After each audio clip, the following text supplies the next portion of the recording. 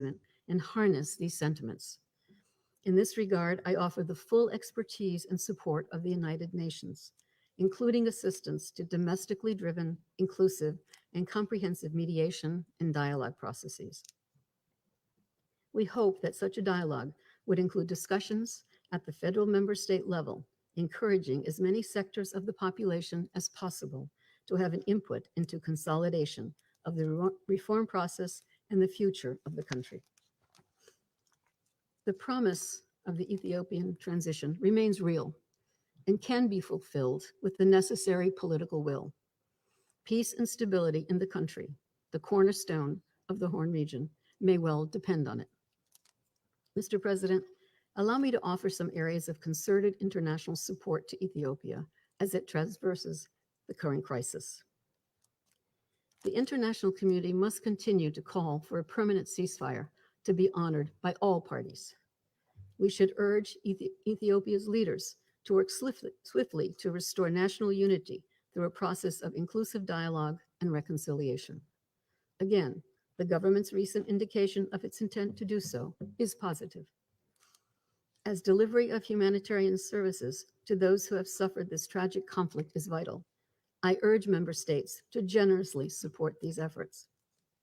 And finally, the federal government of Ethiopia has committed to not allow impunity, as this would severely harm the cause of justice and sustainable peace. This is an important commitment to ensure accountability for crimes and atrocities committed during this conflict. The international community must encourage the government and the TDF to live up to that commitment. The United Nations will continue to stand alongside Ethiopia. We are ready to extend all the means of support at our disposal to help put the country back on track. Thank you, Mr. President.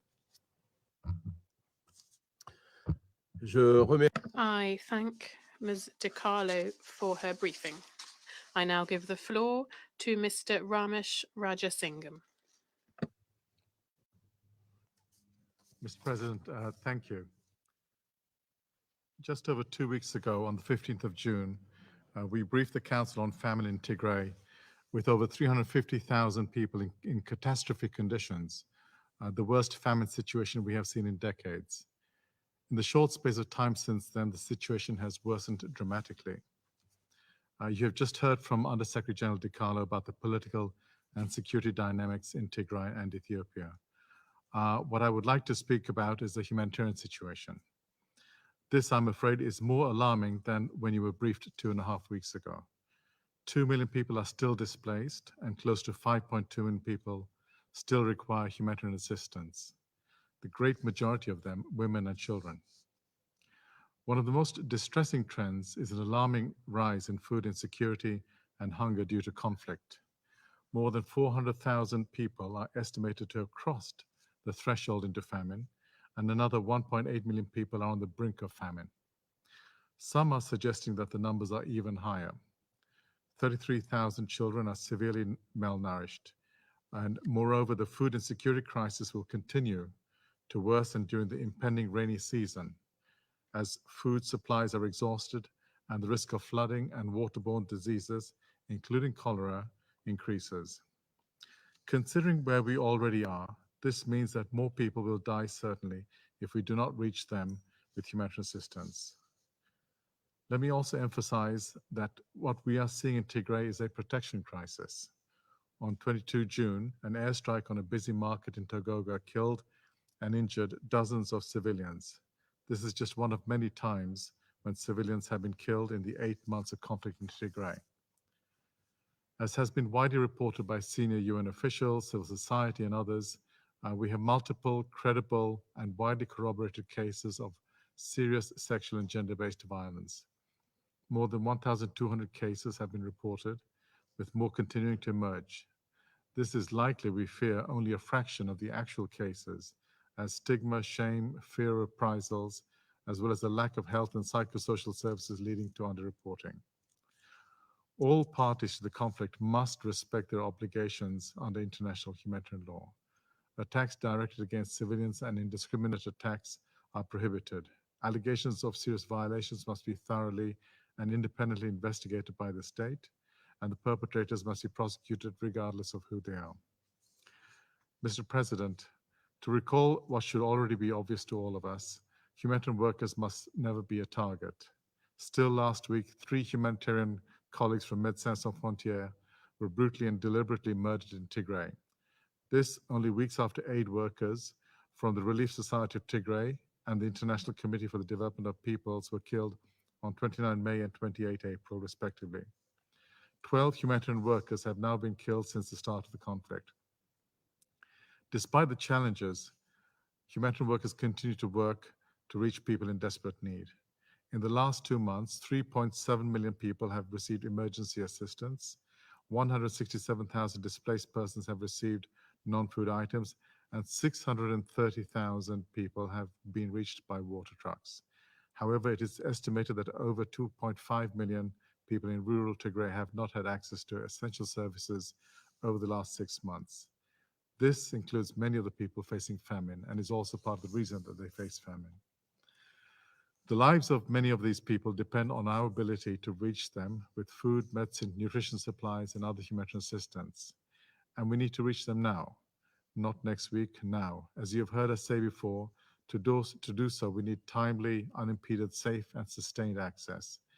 International humanitarian law requires all parties to a conflict to facilitate this. Let me explain what this looks like and be clear about what exactly we are asking for. Over the past few days, our colleagues in Mekelle have been able to move towards Abd Adi and Samre, and from Shira teams have reached Seleklekla and have traveled from Axum to Adwa. This is positive, and we now plan to dispatch convoys with humanitarian supplies to many of the areas which have been difficult to reach for us before. But we can only do so for as long as we have something to deliver. Today, WFP has enough food for only 1 million people for the next month in Mekelle. This is a fraction of what we need for the 5.2 million people who need food aid. However, we have also almost run out of health, water, sanitation, and other food item kits. Food alone does not avert a famine. Water, sanitation, and nutrition supplies are essential in such a response. We also desperately need to prevent a cholera outbreak or people dying from other communicable diseases. Mr. President, earlier this week, the government of Ethiopia announced a humanitarian ceasefire. We wholeheartedly welcome this and look forward to its implementation throughout the conflict area. It is imperative that all parties of the conflict, whoever they are and wherever they are, ensure no further escalation in conflict. We cannot afford to fail in this endeavor. The affected populations in Tigray on the brink of starvation deserve no less. All groups must stop fighting to allow humanitarian aid to get through unimpeded and to protect civilians. There is no other way to achieve this. While inside Tigray, we may now be able to reach areas that were difficult to reach before. It is essential we act fast and without further obstruction. What we need first and foremost is for all armed and security actors to provide guarantees for safe road access for humanitarian workers and supplies to and from Tigray, as well as to and from the most remote parts of the region. This means not stopping us from getting through checkpoints, but rapidly letting us proceed in all directions. As we speak here, there are 5 UNICEF trucks loaded with life-saving water and sanitation supplies blocked in Afar. Earlier this week, a convoy of WFP trucks was prevented from entering Tigray from Gondar. All these trucks must immediately be allowed to proceed. Secondly, we must be allowed to use the fastest and most effective route to get humanitarian supplies to people in need. We need immediate, unhindered, and sustained access from both Komolcha and Samara to Mekelle, and from Gondar to Shire. I'm deeply alarmed by yesterday's destruction of the Tekeze River Bridge and the reported damage to 2 other bridges, which has cut off our main supply route from Gondar to Shire, which we used to bring in food and other life-saving supplies.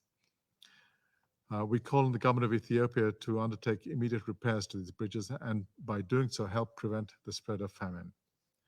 Third, we must also be able to use the fastest and most effective modality to deliver supplies and transport humanitarian staff. This means we need to be able to fly, and I welcome the information received today that the government of Ethiopia has approved our request for an unHAS flight to Mekelle tomorrow. We hope that this is not a one-off, but this must continue and be extended to all airports in Tigray. I also call on all parties to provide security assurances for these humanitarian operations. Fourth, we need to be able to bring in and use all appropriate communication equipment, such as VSATs, VHF radios, HF radios, satellite phones for humanitarian purposes. These are imperative and critical for the safety and security, you will understand, of humanitarian workers. We use these all over the world. We ask that the government of Ethiopia fast-track all requests made by humanitarian organizations. We also call on the government to see to the immediate return of the communications equipment confiscated from the offices of humanitarian organizations by the Ethiopian National Defense Forces. Trucks commandeered from humanitarian organizations must also be returned by those who have done so.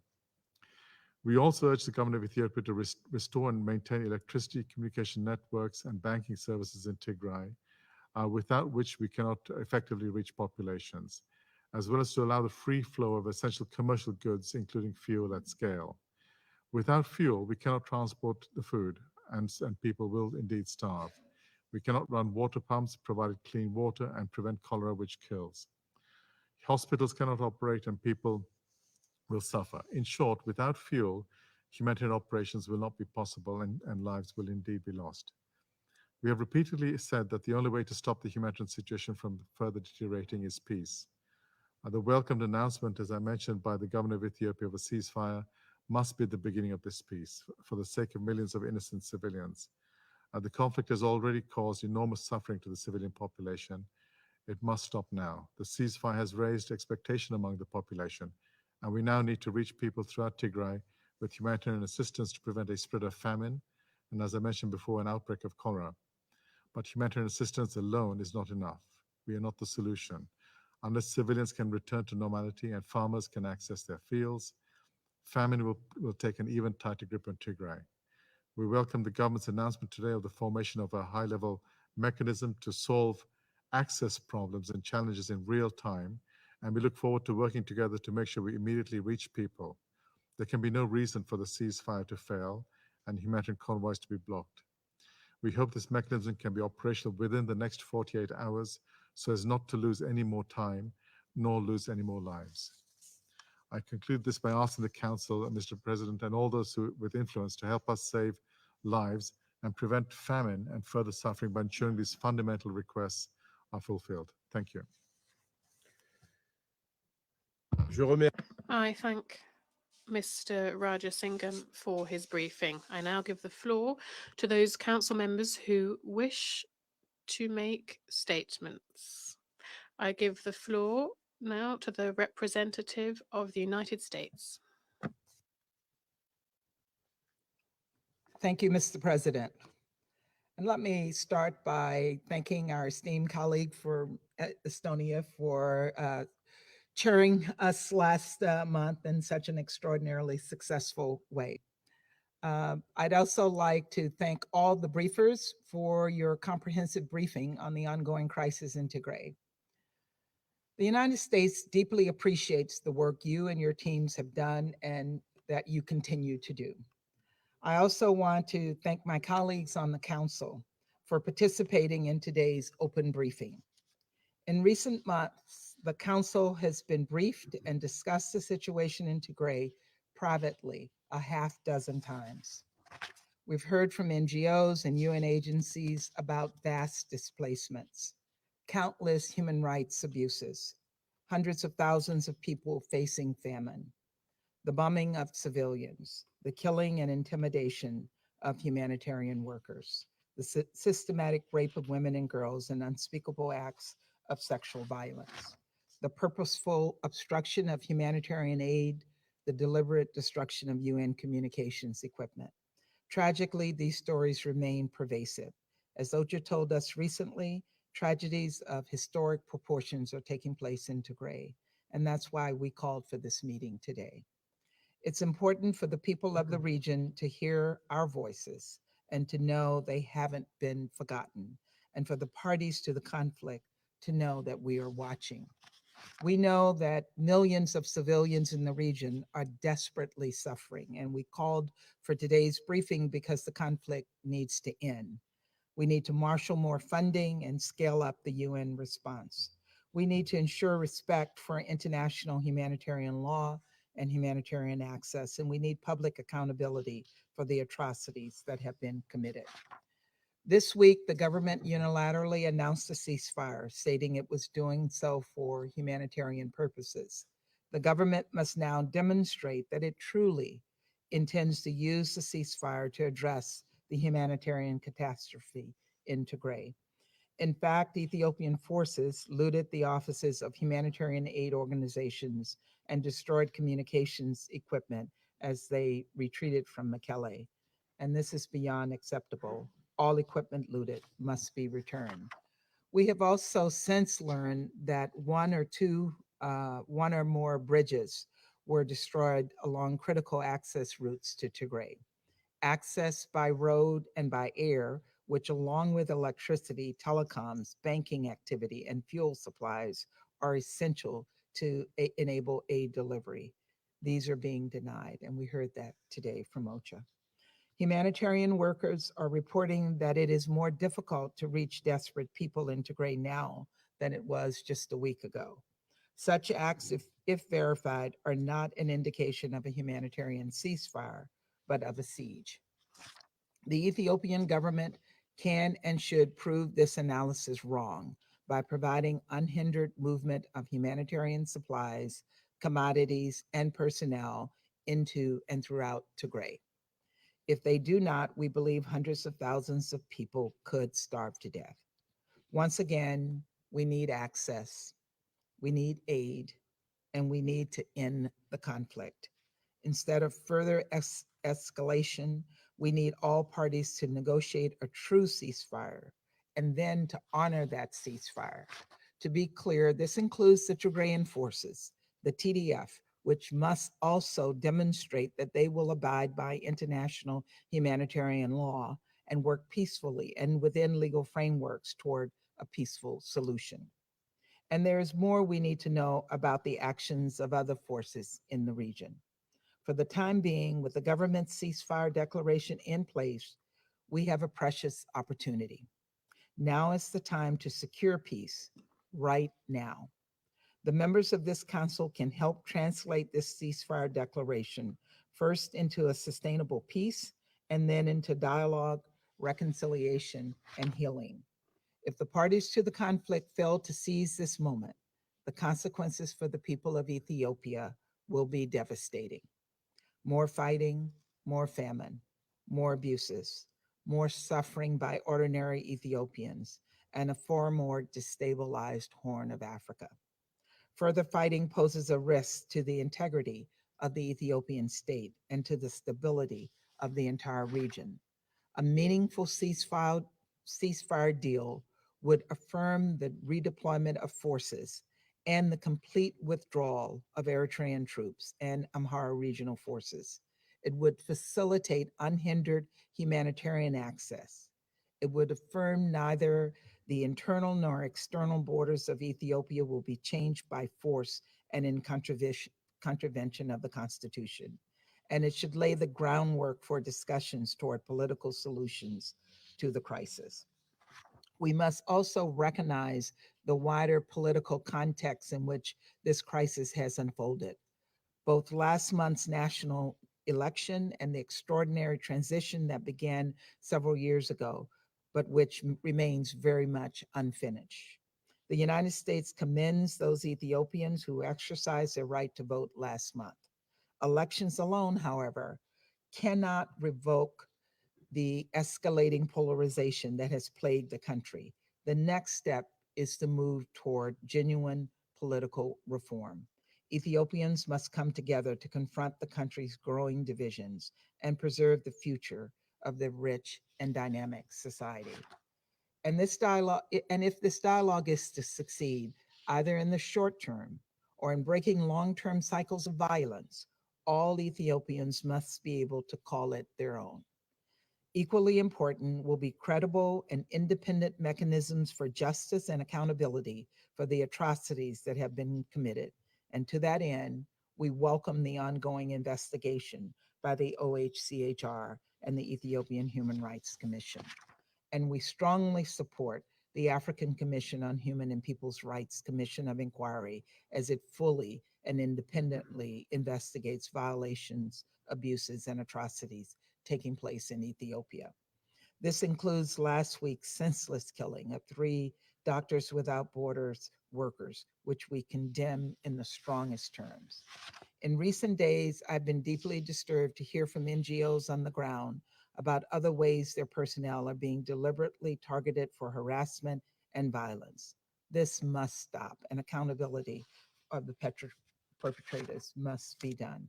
The United States stands ready to assist Ethiopia in solidifying and implementing a ceasefire, providing life-saving humanitarian aid, and resolving this devastating conflict. We're also standing ready to support the wider necessary dialogue across Ethiopia and toward democratic renewal, national unity, and peace. The Security Council should step up to these tasks as well. We must use this opportunity to protect and save the lives of the people in Tigray as they continue to face famine, displacement, and violence. And we must do everything in our power to bring all Ethiopians together for the future security, stability, prosperity of their country. Thank you very much.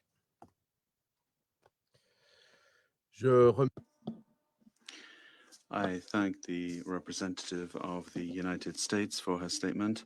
I now give the floor to His Excellency Lord Tariq Ahmad of Wimbledon, Minister of State for the Commonwealth, the United Nations, and South Asia, the United Kingdom of Great Britain and Northern Ireland. I would like to begin by thanking Under Secretary General De Carlo and Acting Under Secretary General Ramesh Rangasingam for their expert insights and briefings today. Today is an important opportunity. It is right that this Security Council considers how to help end this devastating conflict and support all of the people of Ethiopia. I shall not repeat the picture of suffering outlined by our briefers. It is stark, it is real. But after 8 months of this conflict, we remain deeply concerned by all that we have heard and that we are seeing. Instead, I want to make 3 brief points on the immediate humanitarian situation, the need for conflict resolution, and in addressing human rights concerns, so that Ethiopia can move on from this most tragic of conflicts. But before I go any further, I want to pay tribute upfront to the 12 humanitarian workers, and I'm sure I speak for every member of this council, who have been killed since this conflict began. Protection of humanitarian workers, of their offices, of their equipment, is a central tenet of international humanitarian law. Their work is especially vital in Tigray, whereas OCHA have outlined today, and as the IPC data shows, at least 353,000 people are now in famine conditions. People have died from hunger. People are dying from hunger. People will continue to die unless they get the help they need, and get the help they need now. This is a man-made famine, and we need to act. In this regard, the United Kingdom welcomes the unilateral ceasefire declared by the government of Ethiopia. All sides, the federal government of Ethiopia, Tigray Defense Forces, Amhara militias, Eritrean Defense Forces, have an opportunity to end the cycle of violence and suffering. We urge them to take it, and we call on Eritrean forces to withdraw as requested by the Ethiopian government. Our immediate priority has to be for humanitarian assistance to get through to those that require it. The restoration of basic infrastructure, including electricity, communications, and banking services, and ensuring food and other needed goods can reach Tigray. It is essential to prevent further loss of life. Enabling humanitarian agencies to get visas for their staff and import communications equipment so they can operate effectively is imperative. Indeed, we've heard that today. Denial of humanitarian access is a direct violation of international humanitarian law. At the same time, we, the international community and UN agencies, must be ready to respond. The response to date has frankly been insufficient. The ceasefire gives us the opportunity to address this and do so urgently, increase the amount of aid reaching the starving people of Tigray, and in this regard, the United Kingdom has already allocated £47.7 million. A full and sustained ceasefire will give all parties time and space to address the root causes of this conflict through both dialogue and, importantly, reconciliation, and for an inclusive political process to be initiated. The United Kingdom welcomes and endorses African Union Commission Chairperson Faki's call for all parties to uphold their responsibilities under international law to protect civilians. He is, of course, right that a comprehensive and all-encompassing permanent ceasefire is absolutely necessary to pave the way for sustainable peace in Tigray. We will support the African Union in its efforts in pursuit of peace and stability in Tigray, Ethiopia, and indeed the wider region. And we encourage the United Nations system to consider how it can also assist as the situation develops as part of a very much joined up process and coherent strategy. And finally, Mr. President, Special Representative Patton and High Commissioner Bachelet have highlighted serious allegations of human rights abuses and violations. They also described systematic sexual violence, which, as the United Kingdom's Prime Minister's Special Representative on preventing sexual violence in conflict, I have been particularly moved by. The UK is supporting the ICRC and UN agencies to provide essential services to survivors of sexual violence, and an extra £16.7 million of funds were announced in June, which will support and drive towards accountability. And this week, Mr. President, we have additionally deployed an expert to advise on support for the safe collection, and this is vital, it is imperative, for the safe collection and preservation of evidence in order to bring the perpetrators of sexual violence to justice at the appropriate time. The United Kingdom welcomes the proposed inquiry of the African Commission for Human and People's Rights, and it fully supports the ongoing joint investigation between the UN Office for the High Commissioner for Human Rights and the Ethiopian Human Rights Commission. We will also co-sponsor a resolution on Tigray at the Human Rights Council in Geneva this month. Mr. President, transparency and accountability will be vital if Ethiopia is truly to move past this most tragic of conflicts. We collectively owe this to the victims. We owe it to the survivors. Our message is clear. It is time for all sides to put down their weapons. It is time to allow unrestricted access for humanitarian aid. And it is time now to put the interests of Ethiopian people first.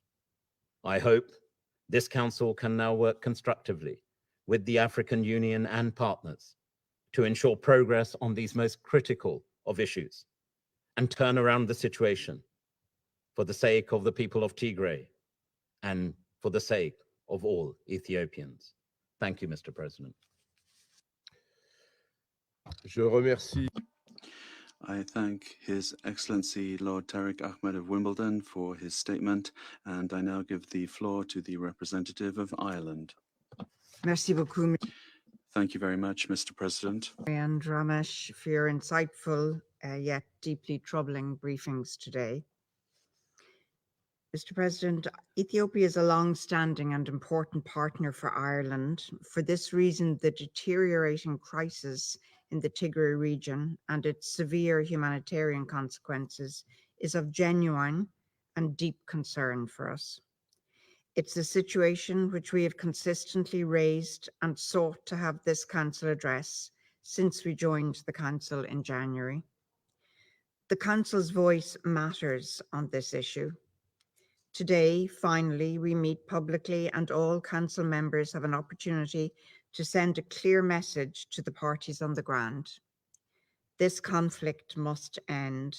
Humanitarian needs must be urgently addressed. We called for today's meeting because it's clear that a humanitarian catastrophe is unfolding in Tigray. It is clear that the threat of famine looms and that hundreds of thousands of people could already be starving. It is clear that without further and immediate scaled-up action, many more will die. We all have a responsibility to act immediately to save lives. Indeed, our action is overdue. Mr. President, the prospect of a large-scale famine in Ethiopia today is real. The evidence we have heard today is indisputable, and the consequences of inaction are chilling and all too predictable. As the spectre of a large-scale famine again looms for the people of Ethiopia, the international community is ready to mobilize the necessary response. However, the political steps needed to facilitate that response lie with those who are party to this conflict. Leadership to forge a path towards a political solution is needed. Mr. President, the declaration by the Ethiopian government of a unilateral ceasefire is a welcome step. However, any ceasefire must include actions that serve to improve the humanitarian situation on the ground, not create further obstacles to the humanitarian response. Reports that humanitarian access continues to be cut off, including through the destruction of key routes for humanitarian supplies, are deeply worrying and frankly shocking. We urge all parties to the conflict to cease hostilities, to protect civilians, and to allow for immediate, unimpeded, and safe humanitarian access to all parts of Tigray. We call on the Ethiopian authorities to demonstrate their commitment to the ceasefire they declared, by immediately facilitating humanitarian access. The next few days are absolutely critical in this regard as the humanitarian response restarts. We also call on the government to establish a functioning civil-military coordination mechanism to immediately restore essential services and to reopen airspace for humanitarian deliveries. Tigrayan forces must also refrain from any actions that encourage conflict or restrict humanitarian access. Beyond the food security crisis, we are deeply concerned about the wider humanitarian and human rights situation. Reports last week of the airstrike on the village market of Togoga in northern Tigray, killing and injuring hundreds of civilians, many of them children, are alarming. We call on the Ethiopian authorities to conduct an independent investigation into the incident. Last week's brutal murder of 3 MSF staff underlines the dangers faced by humanitarians. Humanitarian workers must never be targets. Such outrageous attacks must cease. I pay tribute to the efforts and courage of humanitarian workers in highly dangerous circumstances. We condemn reports that international NGOs and UN vehicles and their equipment have been destroyed or appropriated in violation of international humanitarian law. Humanitarian actors' rights under international humanitarian law need to be respected in accordance with the obligations of all parties to the conflict. We remain horrified by the conflict-related sexual violence and atrocities described by Special Representative Patton. It is clear that systematic abuses are being perpetrated by armed actors in the conflict. This Council has demanded that these and other violations end immediately. We strongly support the work of High Commissioner Bachelet and her office and attach great importance to the joint investigation with the Ethiopian Human Rights Commission. Accountability must be ensured for all violations of international, humanitarian and human rights law to counter impunity prevent further future violations, and provide justice for victims and survivors. Mr. President, I began today by saying we've an opportunity to send a clear message to the parties on the ground. 3 months ago, Ireland said the same thing behind closed doors and has repeated it since. Today, I believe that the message should be threefold. First, this Council should urge all parties to the conflict to cease hostilities, to protect civilians, and to allow for immediate and safe humanitarian access to all parts of Tigray. We also urge the Ethiopian authorities to demonstrate their commitment to the ceasefire by facilitating unimpeded humanitarian access immediately. Second, all parties to the conflict must fully respect international humanitarian law and human rights law. Sexual violence and atrocities against civilians and humanitarian workers must end. Humanitarians must be allowed to do their job without interference. Finally and crucially, we need all Ethiopian stakeholders to commit to a process of national dialogue that promotes reconciliation and the unity of Ethiopia. Ireland stands ready to support in any way we can. We look forward to seeing today's announcement in this regard followed through on and delivered quickly and in full. Mr. President, this is a critical moment for Ethiopia. The world is watching. We urge all parties to recognize and to meet their responsibilities, forging a way forward for all Ethiopians. This Council too must step up and play its part. Thank you. Je remercie. I thank the representative of Ireland for her statement, and I now give the floor to the representative of Kenya. Thank you, Mr. President, and allow me to congratulate you on assuming the presidency for the month and thank Estonia for guiding the Council so ably last month. Mr. President, we make this statement united as the African 3+1, namely Kenya, Niger, St. Vincent and the Grenadines, and Tunisia. We are united in the protection of the peace and security of Africa and the interests of African peoples and states to be upheld in the Security Council.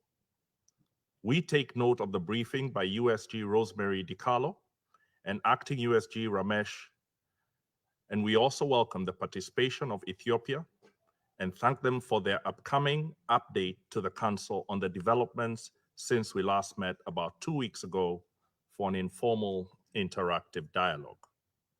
We have been pained by the suffering that has been experienced by our brothers and sisters in Ethiopia because each life matters and is sacrosanct. We send our condolences to all the families who have lost members to violence, including aid workers. We are outraged and saddened by the pain of all the women and girls who have suffered sexual violence. We condemn without reservation the targeting of unarmed civilians. In doing so, we call for all parties with the means to cause harm to cease any attacks or threats to unarmed civilians. We demand that they respect international law, including humanitarian principles and the moral codes that are at the core of Africa's cultures and religions. Throughout the last months, when division and violence has been experienced in Tigray, we have argued for expanded and robust humanitarian access. We have welcomed the government's resourcing of a significant proportion of the humanitarian needs in Tigray.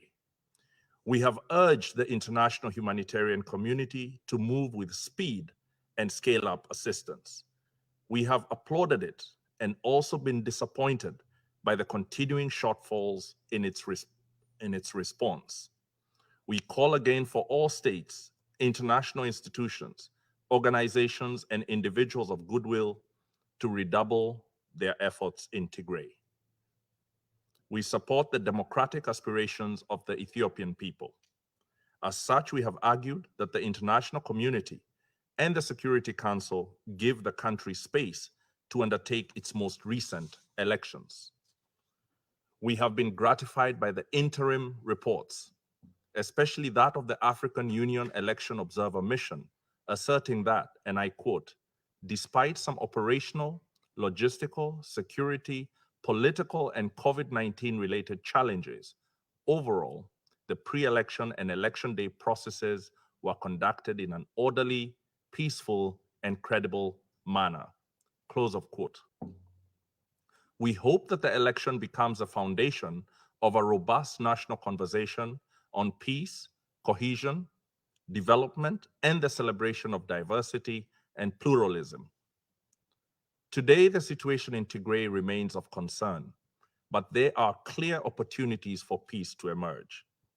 Behind closed doors, we have urged this council to take careful and responsible actions that will encourage humanitarian outreach to suffering people and not to imperil the situation in Tigray.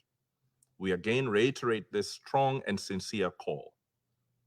We welcome the unilateral humanitarian ceasefire by the government of Ethiopia and stress that this council and the international community should appreciate this decision by the government as an opportunity that must be capitalized on. We hope that it can be translated into a permanent, comprehensive, and lasting ceasefire in order to extend humanitarian care to every man, woman, and child who needs it in every part of Tigray. That ceasefire must be heeded and implemented. We are particularly concerned about the potential implications of the recent destruction of the bridge over the Tekezi River, connecting Shire and Gonda. It is indicative of a callous attitude to the needs of civilians in crisis, and that there are parties not observing a ceasefire. We condemn the deliberate destruction of civilian objects that are vital to the delivery of humanitarian aid. These actions must be halted if we are truly to implement the silencing of the guns which Africans have set out in our Agenda 2063 to work as a region on ending all wars, civil conflicts, gender-based violence, violent conflicts, and preventing genocide. We now call for all armed parties presently in Tigray or neighboring it to heed the voice of Africa that calls for the silencing of the guns. We call on all parties that have not pronounced on the cessation of hostilities to do so without delay and to act accordingly by ceasing all armed operations. They should allow full humanitarian access to every part of Tigray. We further call for the withdrawal of any and all non-Ethiopian forces from Tigray and the standing down of all militias from neighboring federal states. This silencing of the guns serves our continental will and would allow Tigray's farmers and traders to return to their farms and shops so that they may recover their livelihoods and reduce their dependency on the outstretched hand of the humanitarians. We insist on ceasefire by all parties because we know from experience that doing so will allow the deployment of the tools available in Africa's peace and security architecture to help Ethiopia be at peace with itself. The people and the government of Ethiopia appreciate the power of the instruments of dialogue and reconciliation forged by Africans these past few decades. After all, most of the agreements that built our peace and security architecture were forged in Addis Ababa by our heads of state and government with Ethiopia's constructive involvement. We now recommend its tools to Ethiopia to make use of them, as many of us have done. Doing so will show our peoples and the world that we have processes and skills that can indeed deliver African solutions to African challenges. The A3+1 therefore calls for all Ethiopian parties in conflict in Tigray to cease hostilities and undertake inclusive dialogue as a path to national reconciliation. In our view, dialogue is strength, and it is at the core of the African identity. Embrace it and save the precious lives of the people of Tigray to protect your national peace and once again be an anchor of regional security. As we have done in closed sessions, we reiterate once again that the Council should always listen to Africa when it comes to African issues. The Council should also allow the continent the space to resolve its challenges with the support of the international community. We do not make this assertion because we are infallible. Rather, it is because Africa today has a realizable vision of itself growing into a peaceful, united, independent, and prosperous community of nations. We suffer the most from our challenges and gain the most from solving them.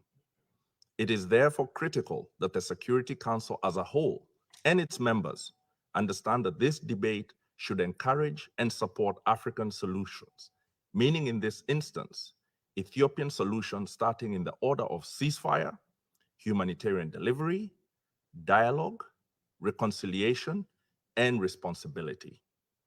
Among the tools Africa has built is the African Commission on Human and People's Rights. We note the launching of a commission of inquiry on Tigray, launched on the 17th of June this year. We look forward to its thorough investigations that will allow for accountability against perpetrators of atrocities. We look forward to its findings supporting the cause of the Ethiopian people, establishing the truth of what has happened in Tigray, and using that truth to build a stronger Ethiopia. We as Africa will not agree now or in future for this debate to be turned into a platform that undermines the people and state of Ethiopia. Now is the time for careful diplomacy, the rapid scale-up of humanitarian response, prioritizing people, appreciation of regional stability, and the curbing of misinformation and disinformation. We recall the heights of greatness the civilization of Ethiopia, like others in Africa, has achieved. We know that disruptions and destructions have occurred in our history. We suffer our challenges today, as Ethiopia is presently doing, but our spiritual yearning for reconciliation and unity is unquenchable. In saying that, we, the A3+1, conclude by reaffirming our respect for and commitment to the sovereignty and territorial integrity of Ethiopia. We stand in solidarity with the government and the people of Ethiopia at this defining moment in their pursuit of sustainable peace that is conducive to nation building and prosperity. Thank you. Je remercie. I thank the representative of Kenya for his statement, and I now give the floor to the representative of Mexico. Thank you very much, Mr. President. Since this is the first meeting under the French presidency, I would like to express to you the full support of Mexico during this month of work. We'd also like to thank Estonia for all of their work during their presidency last month.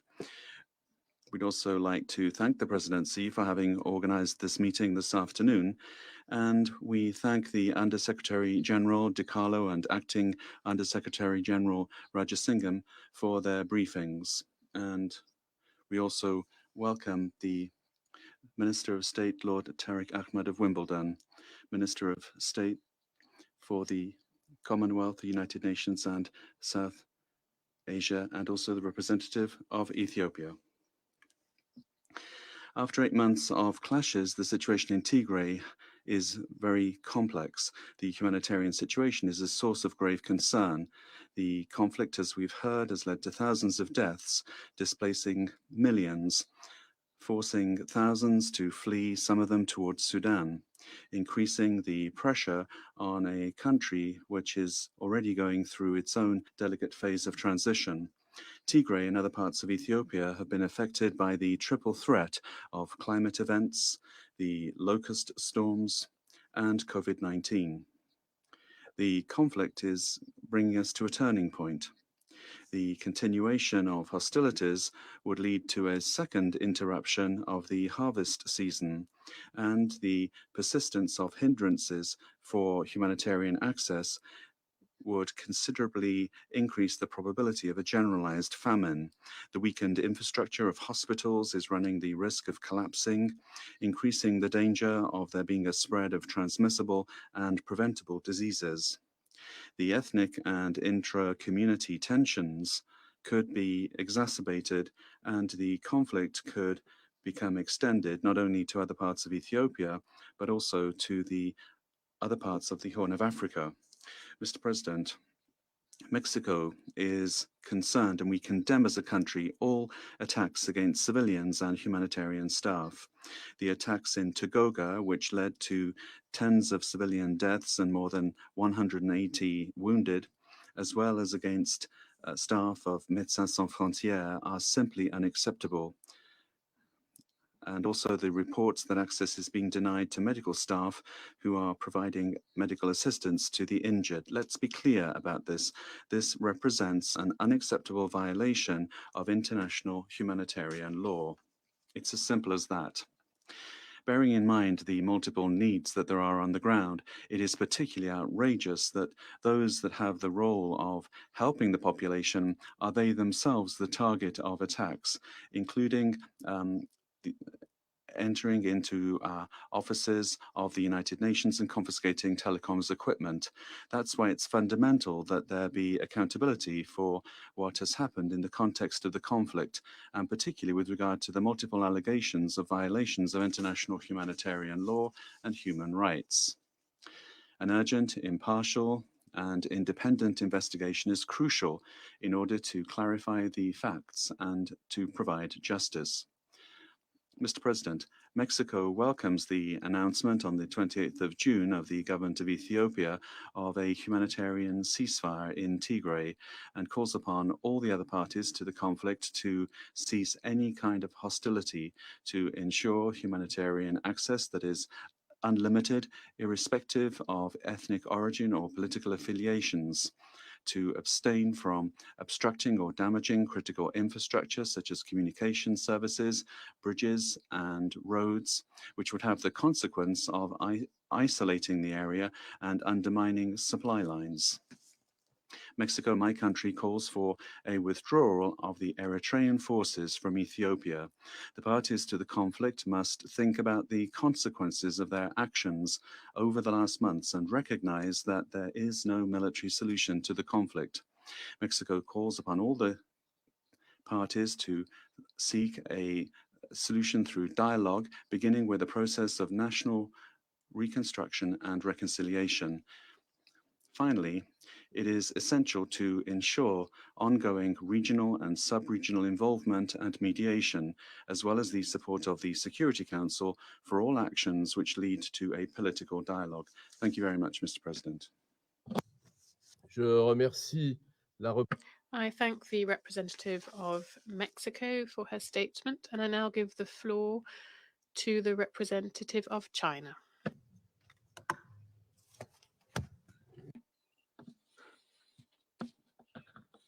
Mr. President, first I'd like to congratulate France on assuming the presidency of Council for this month, and I'd like to thank Ethiopia, Estonia for successfully presiding over this council last month. I thank USG Carlo and acting USG Rajasingham for their briefings. I welcome the presence at this meeting of the Ethiopian PR Ambassador Taye Atske Selassie Amde. Ethiopia is an anchor of stability in the Horn of Africa, vital to regional peace and security. A peaceful and stable Ethiopia is the common wish of all Ethiopians, and other African countries and the international community at large would want nothing less. China has been closely following with concern the situation in the Tigray region.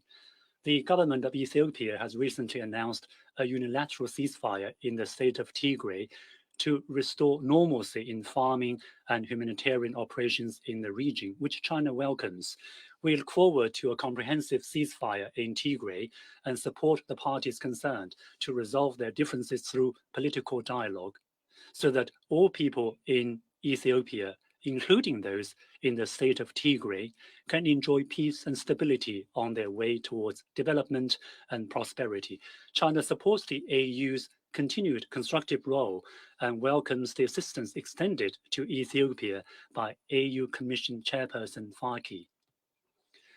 For some time now, the government of Ethiopia has been actively responding to the humanitarian needs in Tigray, offering relief to the population in distress, reopening local economy, getting life back to normal, and providing full humanitarian access with positive results. Humanitarian operations in Tigray are dogged by dire shortages of resources, which makes it imperative for the international community to scale up its emergency humanitarian assistance. In this process, the UN humanitarian principles must be fully respected. The Chinese government's food aid will be arriving in short order, and COVID-19 vaccines donated by China to Ethiopia also benefit the Tigrayans. China appreciates the tremendous amount of work done by international humanitarian agencies to alleviate the plight of the local population, strongly condemns the attacks targeting humanitarian workers, and notes that the government of Ethiopia has launched an investigation into these attacks. Right now, Ethiopia's effort to keep peace and development on track is still being challenged in many ways. China is also closely following the developments in Tigray. However, the Tigrayan issue is, by and large, an internal affair of Ethiopia, and we believe in the wisdom and ability of the Ethiopian people to find a proper solution. The international community, while providing assistance, must fully respect the sovereignty and leadership of Ethiopia, as the purpose of such assistance is to work together to help the country overcome its difficulties and maintain peace and stability both in Ethiopia and in the region. When dealing with this issue, the Security Council should carefully and prudently calibrate the timing and the approach taken to make sure that whatever this council does will contribute to improving the situation in Tigray rather than the opposite. China stands ready to work with the rest of the international community to this end. I thank you, Mr. President. Je remercie. I thank the representative of China for his statement, and I now give the floor to the representative of Estonia. I thank Undersecretary General Di Carlo and Acting Undersecretary General Rajasingham for their briefings. I welcome the timely holding of the first open council meeting on the situation in Tigray. The declaration of ceasefire by the Ethiopian government is a welcome first step towards the resolution of the conflict in Tigray. It is essential that it will be followed by immediate cessation of hostilities and that all parties adhere to the international humanitarian law and international human rights law. Urgent, safe, and unhindered humanitarian access is needed, and essential services like electricity and telecommunications must be restored to enable humanitarian workers to provide help. The food insecurity in Tigray is deteriorating each day, and some regions are already facing famine. Food aid must be allowed to be delivered to those in need without any delay. For a sustainable solution to the food insecurity, immediate cessation of hostilities is vital for allowing the farmers to plant crops. We condemn violence against the humanitarian workers and their assets, as this is against the international humanitarian law. The brutal killings of 3 representatives of Médecins Sans Frontières must be investigated immediately and the perpetrators brought to justice. There is also no justification to the illegal entering into the premises of humanitarian agencies and dismantling their communications equipment. We are worried that the situation in Tigray continues to be volatile and the civilians are bearing the brunt of the conflict. It was reminded again last week when an airstrike near Mekelle killed around 80 civilians and injured around 200. Targeting of civilians and blocking medical aid is completely unacceptable. We call for an urgent and independent investigation into the incident. The reports of continued violations and abuses of international humanitarian law and international human rights law, including widespread sexual and gender-based violence, are deeply worrying. The commitment of the government of Ethiopia to engage with the UN mechanisms on investigating alleged violations and abuses is welcome. We urge all parties to ensure unfettered access for the investigators. We are concerned about numerous violations committed by the Eritrean troops and call for their immediate withdrawal. The clearly destabilizing role of Eritrean troops, including by obstructing humanitarian aid, has been widely reported. It is important that the end of fighting will not be temporary, but will be followed by a comprehensive, inclusive, and credible political process with the aim of national reconciliation.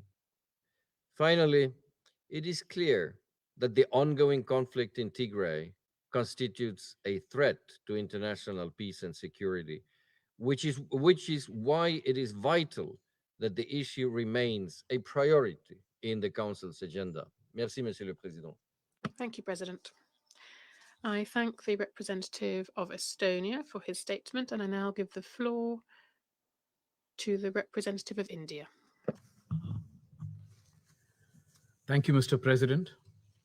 I thank Undersecretary General Rosemary DiCarlo and Acting Undersecretary General Humanitarian Affairs and Emergency Relief Coordinator Ramesh Rajasingham for their briefings on the recent developments in Tigray region in Ethiopia. I also welcome the presence of His Excellency Lord Tariq Ahmed of Wimbledon and the permanent representative of Ethiopia at this meeting. The people of Tigray region in Ethiopia have suffered during the 8-month-long fighting. The announcement of a humanitarian ceasefire in the Tigray region is therefore a welcome development.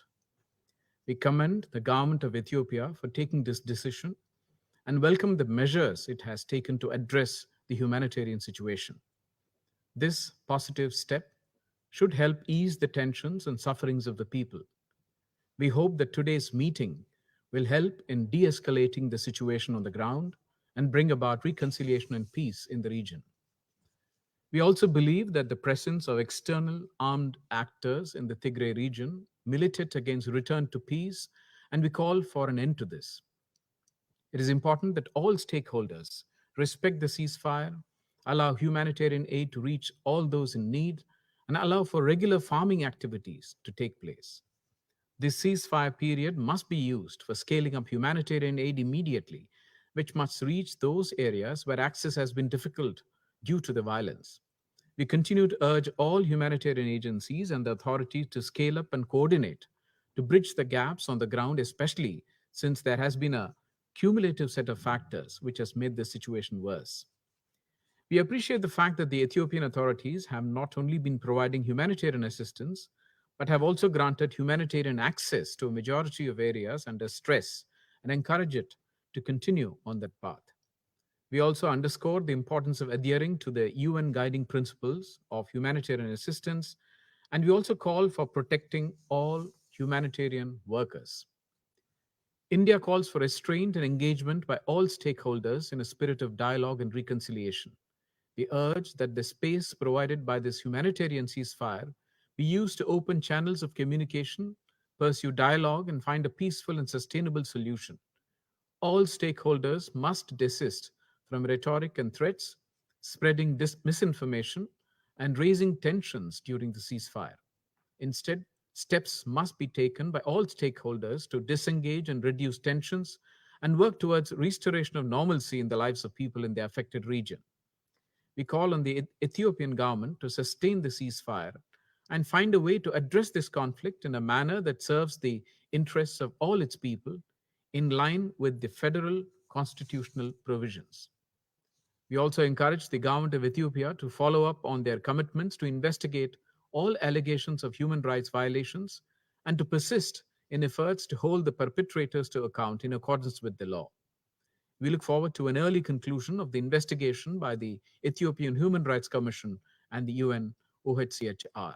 In conclusion, Mr. President, India reiterates its strong commitment to the unity, sovereignty, independence, and territorial integrity of Ethiopia. Thank you. Je remercie. I thank the representative of India for his statement, and I now give the floor to the representative of the Russian Federation. Thank you, President. First of all, foremost, I would like to congratulate France on assuming the presidency of the Security Council for July and wish you every success. And also thank Estonia for the successful presidency June this year.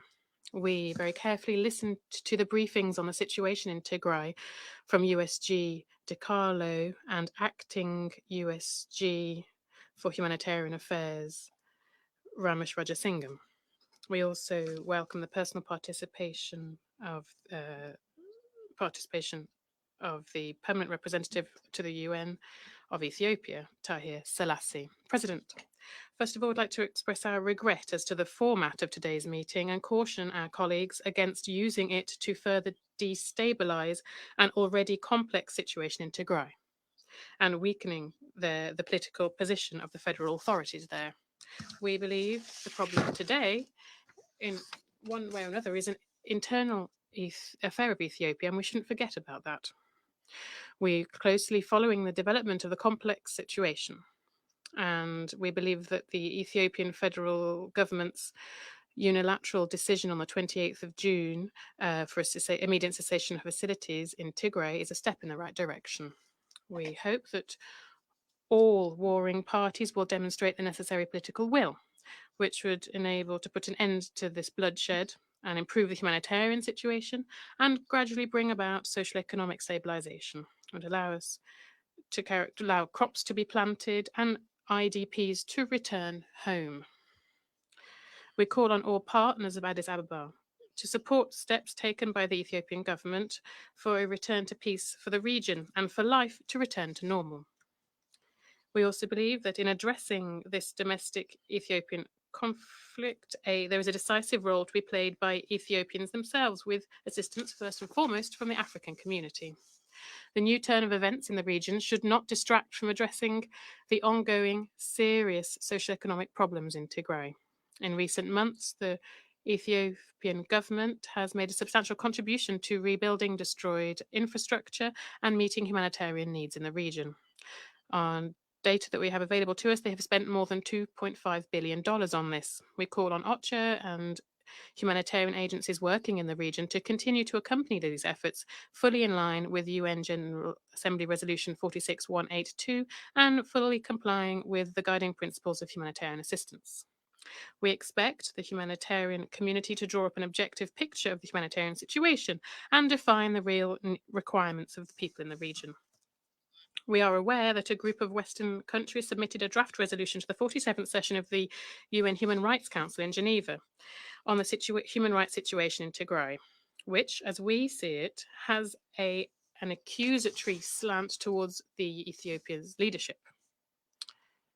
We share the concerns about human rights problems caused by the conflict in Tigray, and we believe that the aim of adopting such a document is not to accuse and punish, but to try and tackle and prevent human rights violations, whoever commits them. In conclusion, we'd like to reaffirm the Russian Federation's readiness to continue to support normalizing the situation in Tigray. We believe it is unacceptable to politicize this problem. The situation in Tigray must remain a domestic issue of Ethiopia, and we believe that interference by the Security Council in solving it is counterproductive. Thank you. Je remercie. I thank the representative of the Russian Federation for his statement, and I now give the floor to the representative of Vietnam. I thank you, Mr. President, and I congratulate you to presuming the presidency of this month. I thank Estonia for excellent presidency last month. I would like to thank USG Rosemary DiCarlo and acting USG Ramesh Rajasingham for their insightful briefing. I welcome Minister of State of United Kingdom and Ambassador and Permanent Representative of Ethiopia to our meeting today. Mr. President, the situation in the Tigray region of Ethiopia over the last month has witnessed complicated development.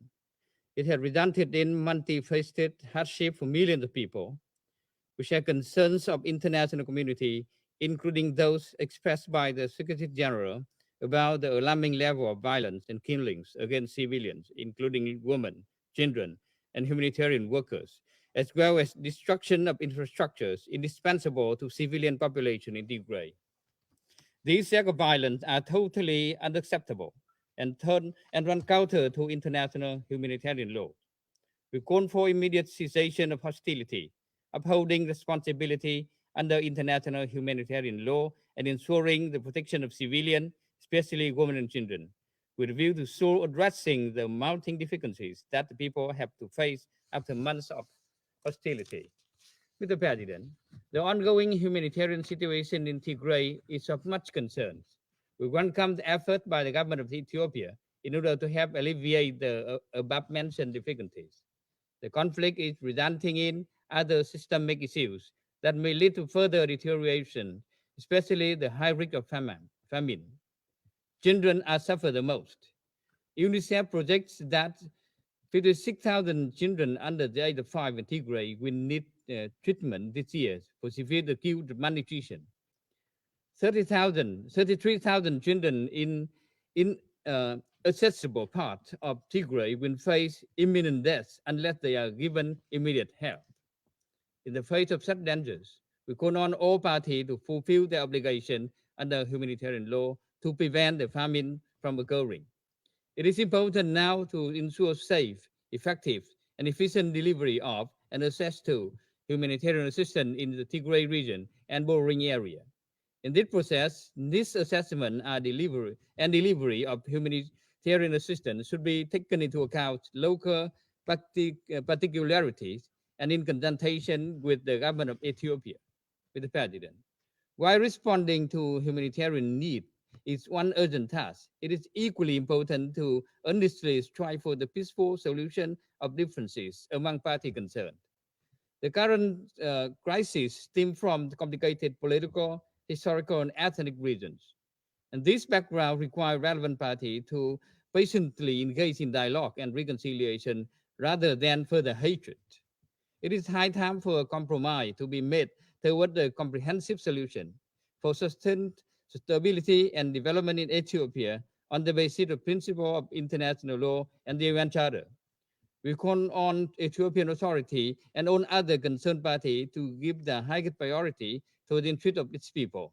In this process, the international community, including the Security Council, should support all efforts toward this end, in full respect of independence, sovereignty, unity, and territorial integrity of Ethiopia.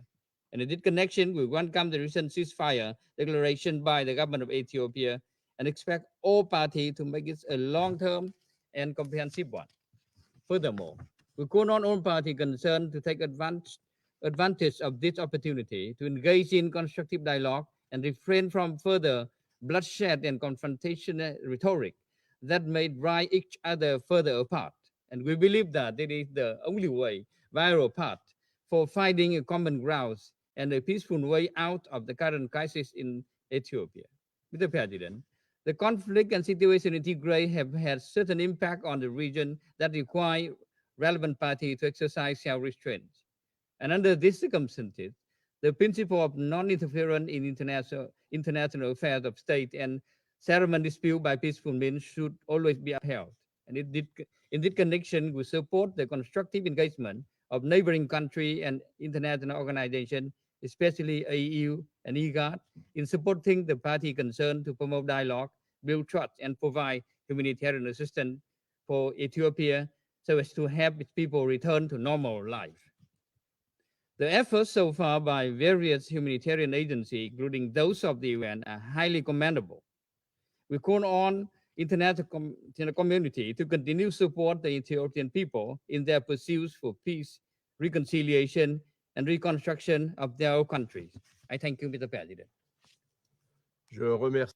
I thank the representative of Vietnam for his statement, and I now give the floor to the representative of Norway. Thank you, President, and thank you to the briefers. 8 months of armed conflict in Tigray, the situation remains critical and highly unpredictable. Humanitarian needs are overwhelming. Up to 900,000 people are likely suffering from near famine conditions, with millions more at risk. Critical aid is being blocked, and humanitarians are prevented from saving lives. The current situation is extremely fluid, and information is difficult to obtain. President, in my intervention today, I would like to address 4 key points.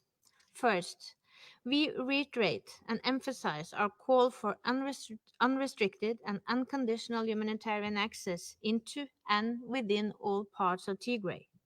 We welcome the federal government's declaration of a unilateral ceasefire on humanitarian grounds and call on all parties to move towards a permanent ceasefire.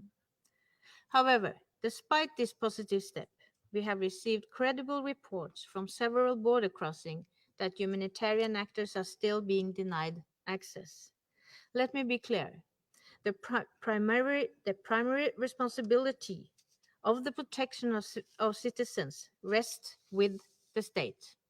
The central government of Ethiopia must ensure humanitarian access into Tigray. Humanitarian actors must immediately be allowed to cross the front lines with personnel and supplies. And the restoration of basic infrastructure, electricity, banking, telecommunication, access to fuel and internet are all critical to scale up the humanitarian response. All parties must also comply with their obligations under international humanitarian law. They must respect the protected status of aid workers and civilians and refrain from unacceptable destruction or removal of objects that are indispensable to the survival of the population. Second, impunity cannot be tolerated. We condemn in the strongest term the reported killings of civilians and the widespread and systematic acts of sexual and gender-based violence. All violations and abuses of human rights and violations of international humanitarian law should be documented and verified with a view to future investigation and prosecution of those responsible. Accountability for crimes and gross violations, including individual accountability under criminal law, must be ensured. This will be key to reinstate public trust in justice and security institutions and lay the foundation for reconciliation and sustainable peace. In this respect, we welcome the joint investigation by OHCHR and the Ethiopian Human Rights Commission, as well as the African Commission on Human and People's Rights Independent Commission of Inquiry into alleged atrocities in Tigray. We expect that all findings will be used to ensure accountability. My third point, President, is that the conflict in Tigray threatens regional stability. We call on neighboring states to refrain from aggravating the situation. The continued presence of Eritrean troops in Tigray is a threat to regional peace and security and must end. We call for their immediate withdrawal. And fourth, the conflict in Tigray cannot be resolved by military means. The recent elections in Ethiopia have taken place in very challenging conditions. But, as we can see in this situation, election alone cannot bring democratic transition or resolve the political challenges currently being faced. A meaningful, inclusive national dialogue is needed to enable Ethiopia's democratic development and to reduce conflict across the country. In Tigray, we strongly urge all actors to work across divides and prepare the ground for a possible dialogue. A political solution is the only way to a sustainable peace in Tigray and Ethiopia as a whole. Thank you.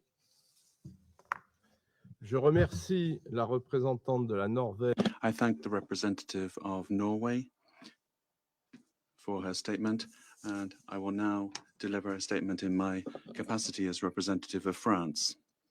I'd like to thank Madame Di Carlo and Mr. Rajasingham for their briefings, and I would like to stress 4 points.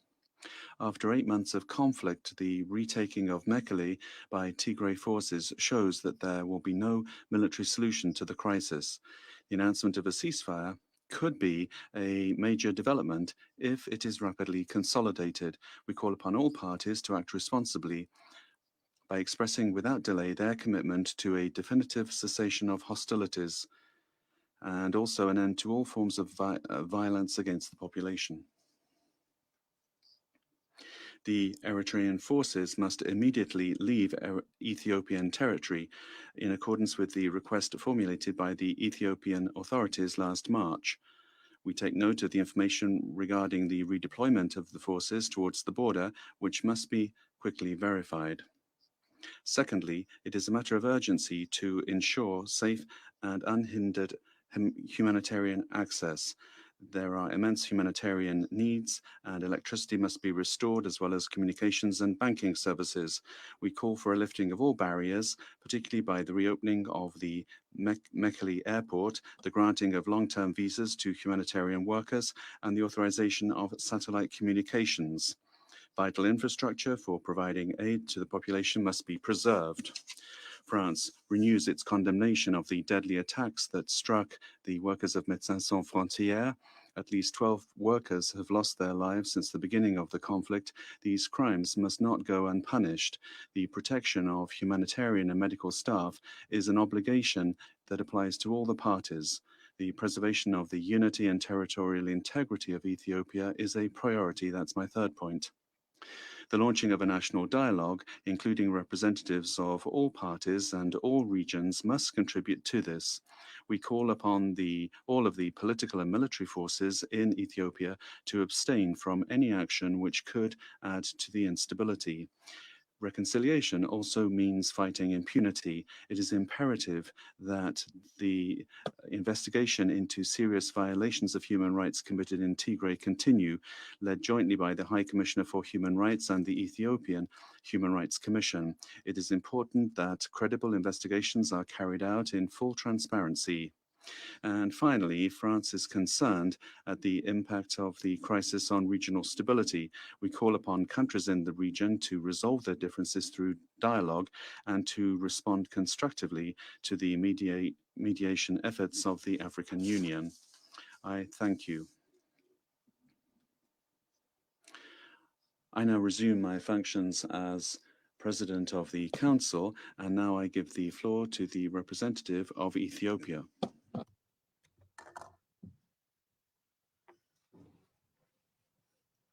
Mr. President, let me begin by congratulating you for assuming the presidency of the Security Council for the month. I assure you of my delegation's full support. Mr. President, my country, Ethiopia, is undergoing a significant transformation that requires delicate and context-driven handling of its domestic affairs. In our bilateral meetings with members of the Council and the informal dialogue we had last month, we have exchanged views and concerns, all of which the government of Ethiopia approached and acted upon in a constructive manner. This being said, Mr. President, I'm surprised by the rationales of calling for this open meeting. We are fully cognizant of the responsibility of this Council to work towards international peace and security. The very first requisite for this onerous responsibility is to encourage dialogue and prevent escalation through constructive engagement and reinforcement of achievements. This meeting is called at a time when the government of Ethiopia took bold measures and political decisions to meet the needs and well-being of its people affected by the law enforcement operation in Tigray. This measure should have encouraged our friends to give support and de-escalate the unhelpful pressure. Equally, we wish to express our appreciation to all of you for recognizing our resolve for peace behind this difficult initiative we have taken. Mr. President, since the Council held the informal interactive dialogue on the humanitarian situation in Ethiopia, there are critical developments that deserve your recognition and constructive outlook. On 28 June 2021, the government of Ethiopia decided to cease the active military engagement of the Ethiopian National Defense Forces in the Tigray region. This decision for humanitarian ceasefire was reached after a concerted deliberation with various stakeholders and partners. We hope that this magnanimous and far-sighted decision will not be wasted by the irresponsible conduct of the TPLF group, which the government of Ethiopia opted to tolerate for the sake of the people of Tigray and to elevate the humanitarian situation in the region. The decision to cease military operation is hoped to create a conducive environment for humanitarian operation in Tigray. It will also pave the way for an inclusive national dialogue. The TPLF group that were pursuing continued its belligerence to protect few individuals. In furtherance of its agenda, it began conscripting young and elderly civilians, women and men, to fight highly trained and armed men of their country. This exposed the people in Tigray for the military confrontation that are not prepared for. Furthermore, it posed a risk for disruption to the agricultural season. The group's ethnically charged tactic of vying the people against the government is also found to be detrimental to our innate social fabric. As a result, the government of Ethiopia, as the bearer of their primary responsibility to protect its people, made a difficult political decision to suspend active military operation in favor of safeguarding the unity, sovereignty, and territorial integrity of the Ethiopian state. Now we believe we have created a space for unfettered humanitarian assistance and proper conduct for the agricultural planting season.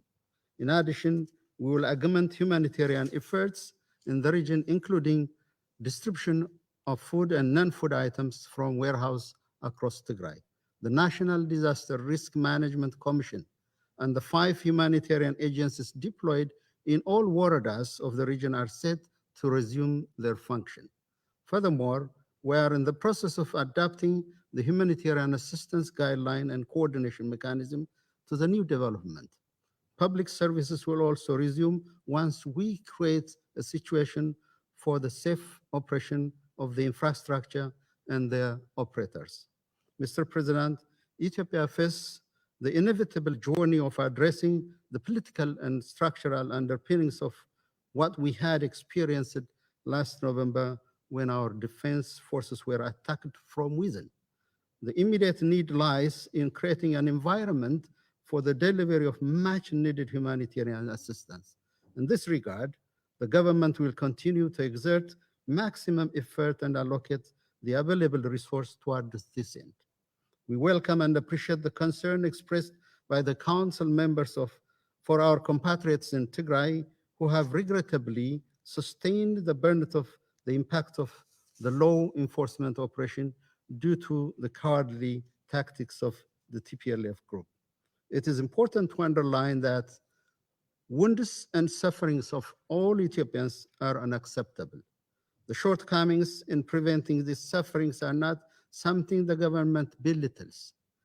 In the same vein, we take our responsibility to ensure accountability and remedy these problems with maximum seriousness. For absolute clarity, I would like to reaffirm my government's firm commitment to these core responsibilities of the state. There certainly are internal as well as external factors that play into the security challenges we are facing.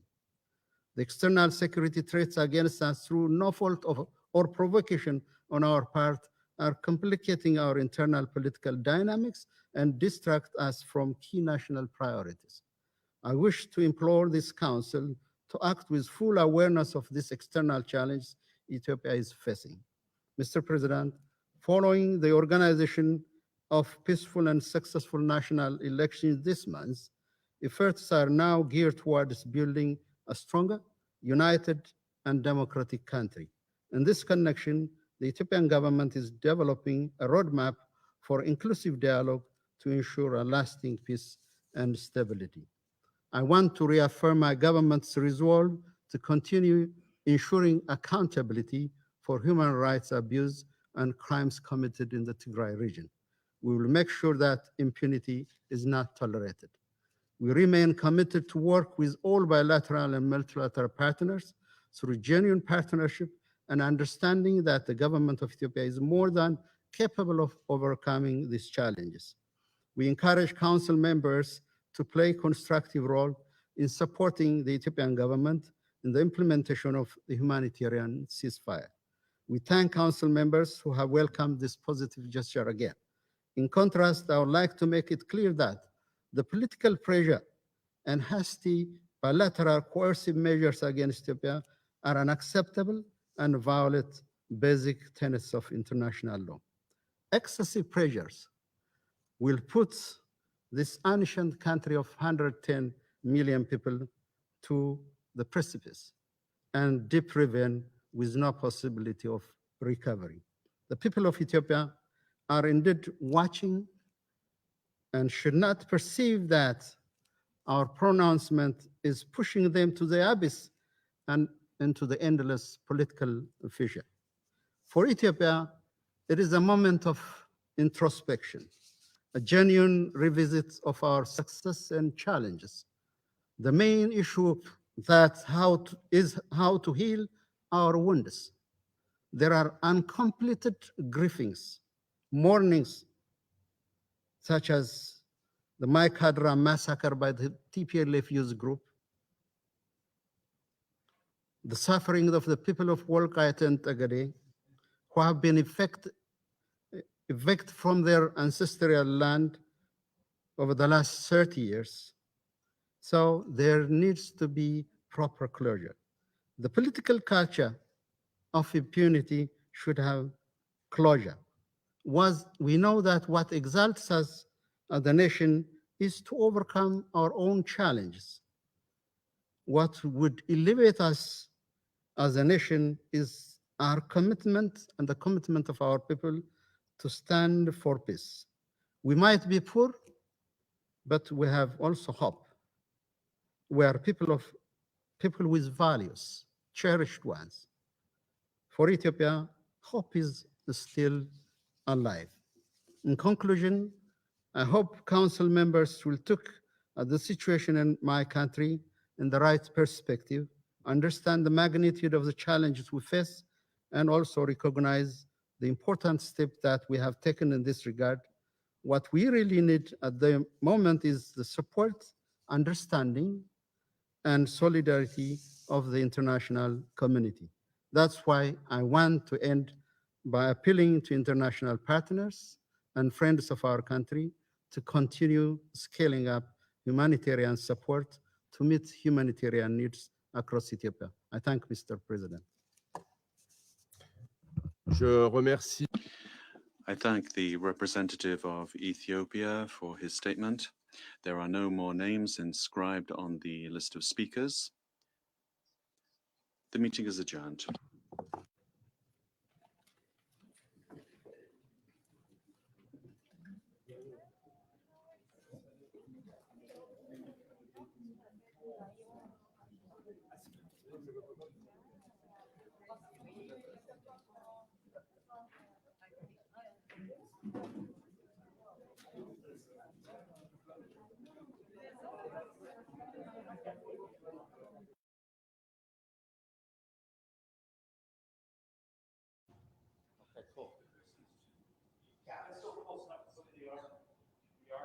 Yeah, okay, and I can be back here.